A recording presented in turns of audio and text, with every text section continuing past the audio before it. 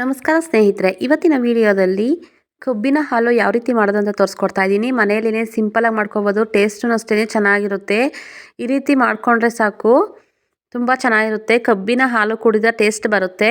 ಹಾಗೆ ನನ್ನ ಚಾನಲನ್ನು ಫಸ್ಟ್ ಟೈಮ್ ಯಾರೆಲ್ಲ ನೋಡ್ತಾ ಇದ್ದೀರಾ ಒಂದು ಸಬ್ಸ್ಕ್ರೈಬ್ ಮಾಡಿ, ಹಾಗೆ ಬೆಲ್ಲೈಕನನ್ನು ಕ್ಲಿಕ್ ಮಾಡಿ. ನಾನು ಹಾಕೋ ವಿಡಿಯೋ ಮೊದಲು ನೋಟಿಫಿಕೇಷನ್ ಆಗಿ ನಿಮಗೆ ಬರುತ್ತೆ.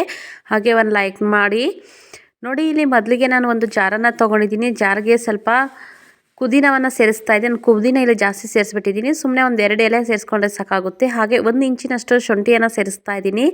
ಹಾಗೆ ಅರ್ಧ ಹೂಳಿನಷ್ಟು ನಿಂಬೆಹಣ್ಣಿನ ರಸವನ್ನು ಸೇರಿಸ್ತಾ ಇದ್ದೀನಿ. ಹಾಗೆ ಆ ಕಪ್ಪಲ್ಲಿ 2 ಕಪ್ ಆಗುವಷ್ಟು ಬೆಲ್ಲವನ್ನು ಸೇರಿಸ್ತಾ ಇದ್ದೀನಿ. ಕುಟ್ಬಿಟ್ಟು ಸೇರಿಸ್ಕೊತಾ ಇದ್ದೀನಿ. 2 ಕಪ್ ಆಗುವಷ್ಟು ಬೆಲ್ಲವನ್ನು ಸೇರಿಸ್ತಾ ಇದ್ದೀನಿ. ಸೇಮ್ ಕಬ್ಬಿನ ಹಾಲಿನ ಟೇಸ್ಟೇ ಬರುತ್ತೆ. ಒಂದು ಸತಿ ಟ್ರೈ ಮಾಡಿ ನೋಡಿ, ತುಂಬಾ ರುಚಿಕರವಾಗಿರುತ್ತದೆ. ಇದಕ್ಕೆ ಒಂದು ಸ್ವಲ್ಪ ನೀರನ್ನು ಸೇರಿಸ್ಕೊಂಡು ನುಣ್ಣಗೆ ರುಬ್ಕೊಂಡು ಬರಬೇಕು. ಬೆಲ್ಲವೆಲ್ಲ ಕರಗಬೇಕು. ಆ ರೀತಿ ರುಬ್ಕೊಂಡು ಬಂದಿದ್ದೀನಿ ನೋಡಿ. ನಾನಿಲ್ಲಿ ಸ್ವಲ್ಪ ಜಾಸ್ತಿ ಹಾಕ್ಕೊಂಡ್ಬಿಟ್ಟಿದ್ದೀನಿ. ಪುದೀನ ಸೊಪ್ಪು ಒಂದು ಸ್ವಲ್ಪ ಕಡಿಮೆ ಸೇರಿಸ್ಕೋಬೇಕಾಗಿತ್ತು, ಅದರಿಂದ ಹಸ್ರಿಗೆ ಇದೆ ನೋಡಿ. ಇದನ್ನು ಸೋಸ್ಕೋಬೇಕಾಗುತ್ತೆ.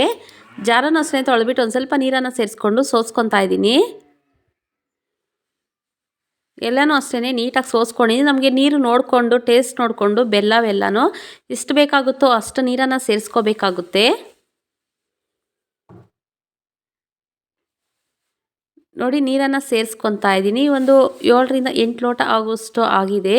ಅಷ್ಟನ್ನು ಸೇರಿಸ್ಕೊಂಡು ಮಿಕ್ಸ್ ಮಾಡಿಕೊಂಡ್ರೆ ಆಯಿತು. ಕಬ್ಬಿನ ಹಾಲು ಒಂದು ಸತಿ ಟ್ರೈ ಮಾಡಿ ನೋಡಿ, ತುಂಬಾ ಚೆನ್ನಾಗಿರುತ್ತೆ. ಟೇಸ್ಟಿಯಾಗೂ ಸಹ ಇರುತ್ತೆ.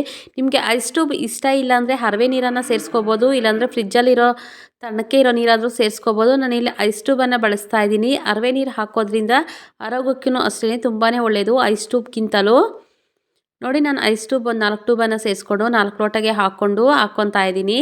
ಕಬ್ಬಿನ ಹಾಲು ಅನ್ನೋದು ರೆಡಿಯಾಗಿದೆ. ಒಂದು ಸತಿ ಟ್ರೈ ಮಾಡಿ ನೋಡಿ, ತುಂಬಾ ಚೆನ್ನಾಗಿರುತ್ತೆ. ಟೇಸ್ಟಿಯಾಗೂ ಸಹ ಇರುತ್ತೆ. Thank you for the watching.